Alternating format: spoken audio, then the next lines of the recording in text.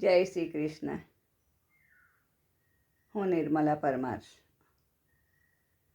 ભક્તિ સત્સંગ ચેનલ મારફતે ભજન ગીતો, ભક્તિ ગીતો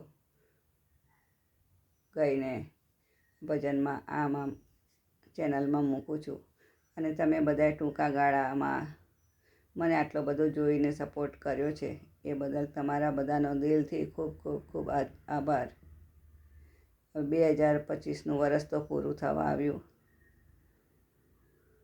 અને 2026નું નવું વરસ ચાલુ થશે.